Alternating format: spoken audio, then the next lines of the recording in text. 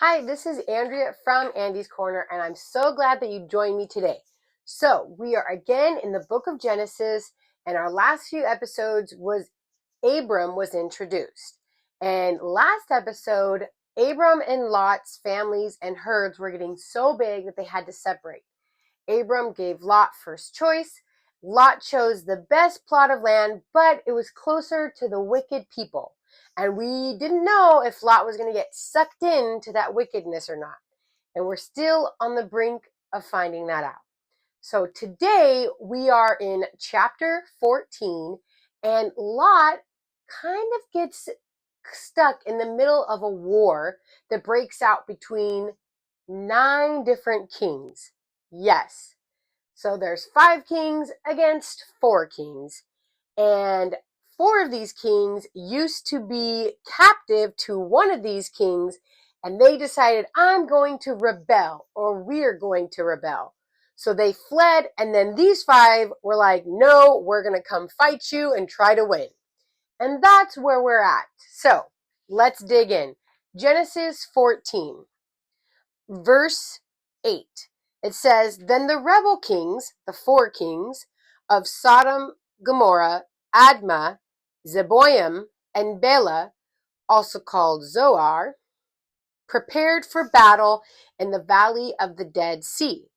They fought against King Chedorlaomer of Elam, King Tidal of Goyim, King Amraphel of Babylonia, and King Arioch of Elasar.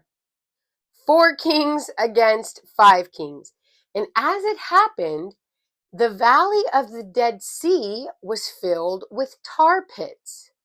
And as the army of the kings of Sodom and Gomorrah fled, so they were running away from the 4 other kings, some fell into the tar pits, while the rest escaped into the mountains.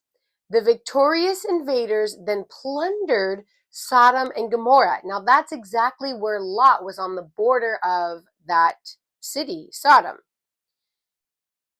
And they headed for home, taking with them all the spoils of war and the food supplies. They also captured Lot, Abram's nephew, who lived in Sodom, and carried off with everything he owned. But one of Lot's men escaped and reported everything to Abram the Hebrew, who was living near the oak grove belonging to Mamre, the Amorite. Mamre and his relatives Eshcol and Aner were Abram's allies.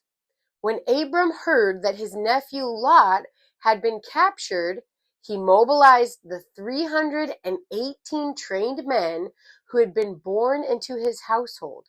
Then he pursued Chedorlaomer's army until he caught up with them in Dan.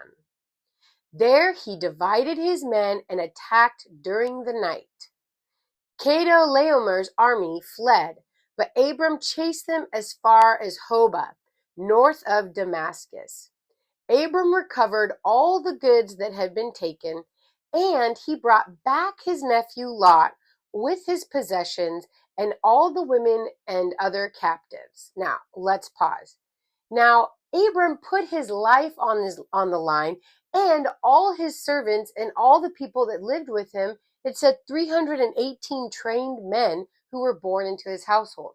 They volunteered to go and save Lot and technically fight against these 4 kings if they faced them. What an amazing thing. Abram continues to sacrifice for his family, for his nephew Lot. And God gave them victory.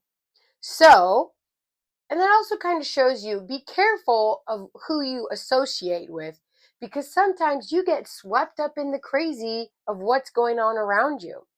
So, let's keep reading. After Abram returned from his victory over Chedorlaomer and his allies, the king of Sodom went out to meet him in the valley of Sheva. That is the king's valley. And Melchizedek, the king of Salem and a priest of God Most High, brought Abram some bread and wine. Melchizedek blessed Abram with this blessing. Blessed be Abram by God Most High, creator of heaven and earth. And blessed be God Most High, who has defeated your enemies for you. Now, Melchizedek was a king and a priest, and that's pretty rare at that time and almost all the time.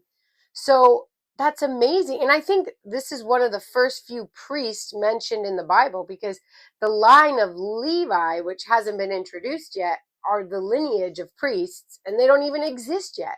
So that's pretty cool. But he's actually a Christ type, because in the Bible it says when Christ comes, he is the priest and he is the King of Kings. So Melchizedek is kind of like a pre-Christ. He's not Christ, but he's a Christ type. Okay? And then he blessed him, and he was a king of Salem, which is peace, and he's a priest of God Most High.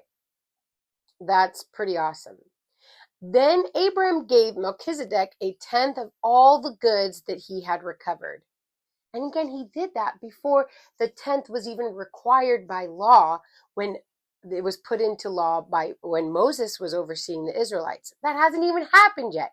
But Abram, out of his heart, decided to give tenth of what he recovered to Melchizedek. Then the king of Sodom said to Abram, "Give back my people who were captured, but you may keep for yourself all the goods that you have recovered."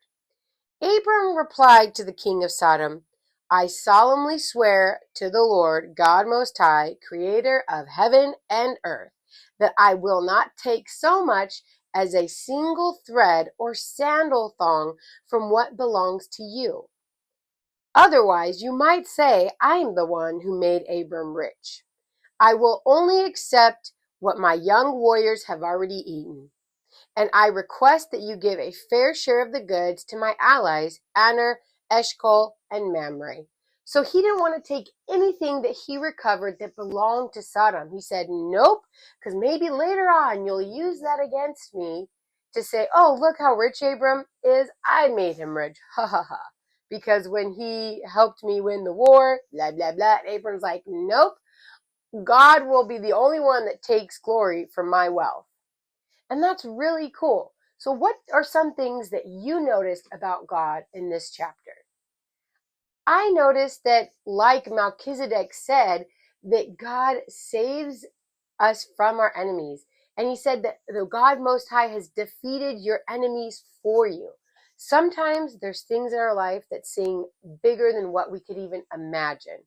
But we have to trust and believe that God is bigger than those things. He's bigger than any enemy that we can picture or face in our entire life. And he will fight for you always. Okay? So stay tuned for our next episode to find out what happens with Lot. And I hope you enjoyed this episode, and I hope you learned something about God. All right. Bye.